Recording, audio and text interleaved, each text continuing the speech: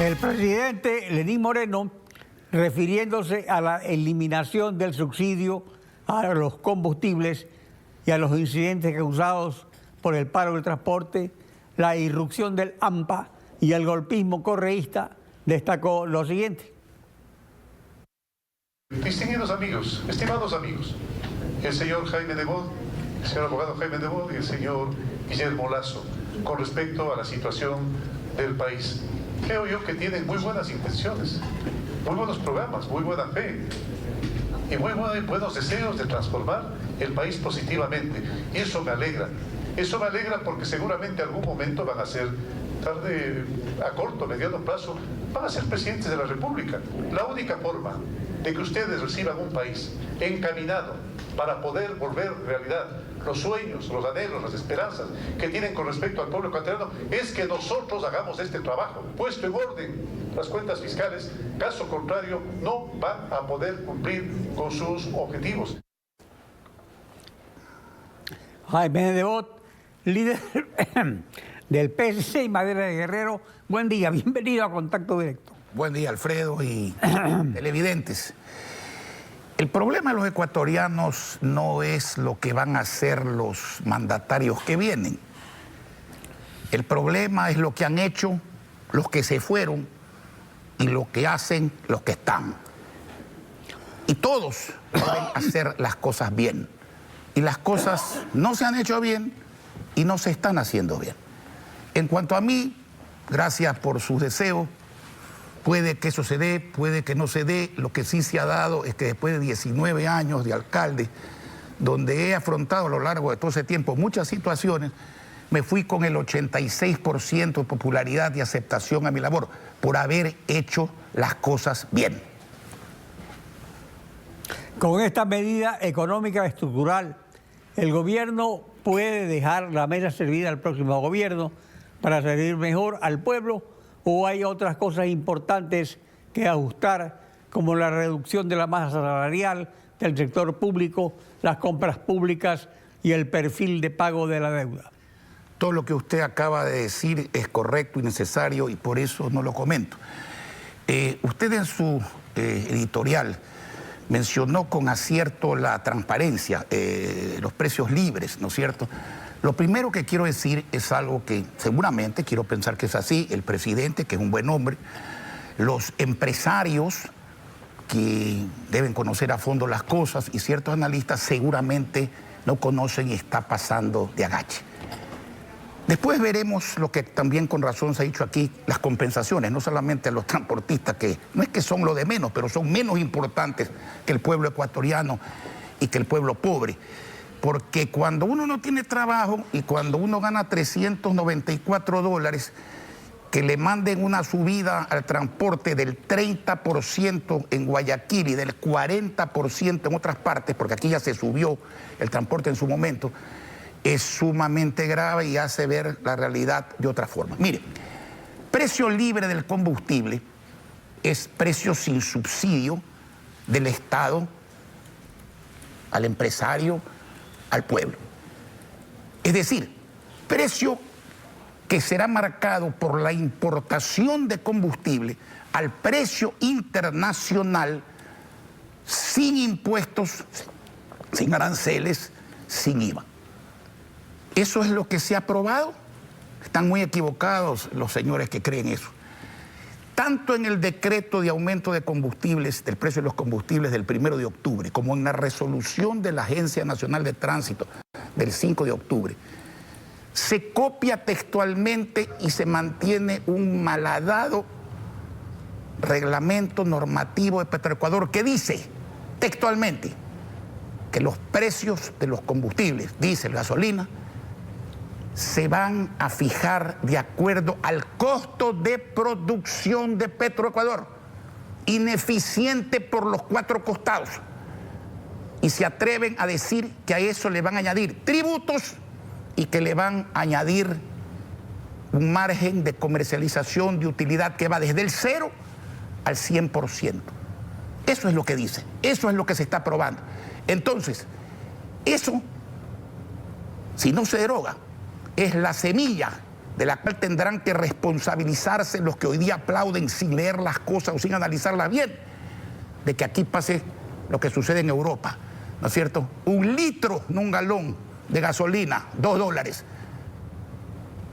El paquete de impuestos para que, acabado el subsidio del Estado al pueblo, el pueblo subsidie al Estado. Eso tiene que derogarse. Esa es la mayor compensación si se quiere hablar de libertad. Y lo otro, acabada la economía en esta materia de compensaciones mediante las cuales el Estado cobra impuestos que no debe cobrar, aranceles que no debe cobrar, IVA que no debe cobrar, impuesto a la salida de capitales que no debe cobrar. Me refiero a este caso del transporte, como podría referirme a la agricultura y a la ganadería también, donde la situación es igual. Pero por otro lado, vende barato por debajo del precio un producto como el diésel.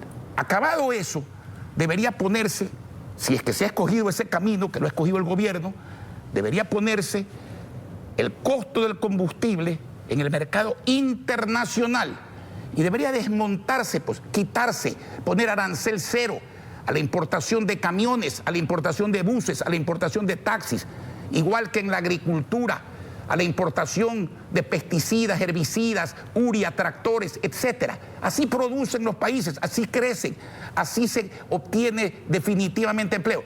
Y eso no lo hacen.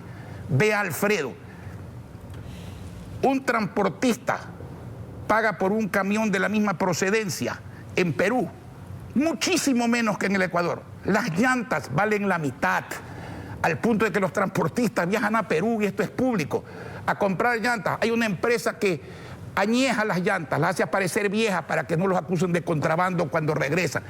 Los agricultores ecuatorianos hacen un mal negocio, salvo algunos productos de exportación, no todos. ¿Por qué? Porque su costo estructural es terriblemente alto. Y por eso en Perú, por ejemplo, aquí cerca, no en Alemania, los precios de la leche y la carne son menores, pero rinden utilidades. Eso es lo que hay que desmontar cuando usted quiere una economía transparente. Habrá que preguntar si esa agencia de cobros, que se llama Fondo Monetario Internacional, no los deja hacer eso, porque quiere todo el dinero para pagar la deuda externa. No le importa la deuda interna que se le deba a los contratistas, que se le deba a los municipios, a los consejos provinciales. Pagar eso reactiva la economía. No le importa la agricultura, la vivienda. Entonces, mi amigo, esto no es tan sencillo como mucha gente cree.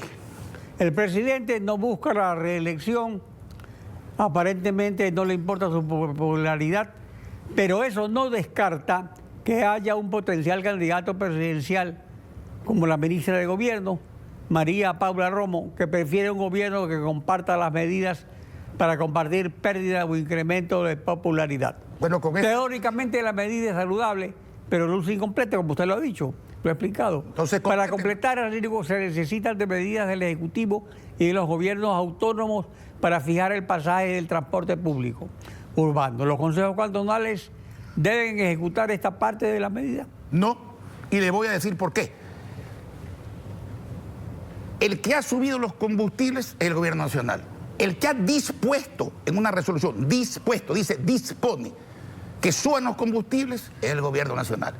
El que ha fijado un rango de 5 centavos hacia 10 centavos es el gobierno nacional. El que ha decretado el estado de emergencia, que de acuerdo al 157 del COTAT le da la facultad de asumir la competencia municipal para ese solo fin, es el gobierno nacional. Entonces, es el gobierno nacional el que hoy día tiene que decir, señor, el combustible se sube 5 centavos o se sube 10 centavos.